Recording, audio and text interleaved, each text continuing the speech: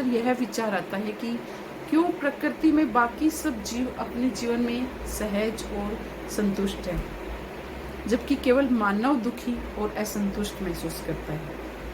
अगर हम गहराई सोचें तो पाते हैं कि भगवान ने यह संपूर्ण सृष्टि बनाई और हर एक प्राणी को जीवन का आनंद, सुख और संतोष प्रदान किया। जानवर, पक्षी, पेड़ पौधे ये बिना किसी साइंस और धर्म के नियमों के जीवन जीते हैं और प्राकृतिक रूप से सुखी हैं। तो आखिर ऐसा क्या है जो इंसान को दुखी की ओर ले जाता है? अगर हम ध्यान से देखें तो पाते हैं कि इंसान के पास बुद्धि है, विवेक है, परंतु मानव ने इस विवेक का उपयोग सही ढंग से न करते हुए अपने लाभ के लिए धर्म और विज्ञान का निर्माण किया। विज्ञान को हम अपनी ज़रूरतों के हिसाब से ढालने लगे और धर्म को अपनी इच्छाओं के अनुसार मोड़ने लगे।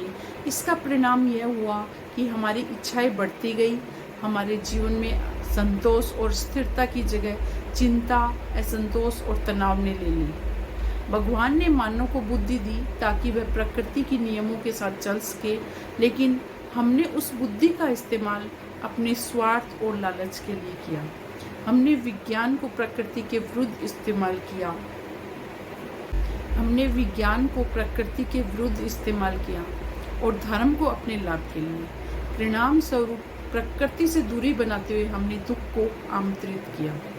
आज हमें इस बात को समझने की आवश्यकता है कि विज्ञान और धर्म का असली उद्देश्य हमें प्राकृतिक नियमों के साथ बैलेंस में रखना है, न कि उससे दूर करना। जब हम इस बुद्धि को सही दिशा में नहीं लगाएंगे, हमारे जीवन में सुख और संतोष का अनुभव नहीं हो सकेगा। अतः आज यह प्रण लें कि हम अपनी बुद्धि का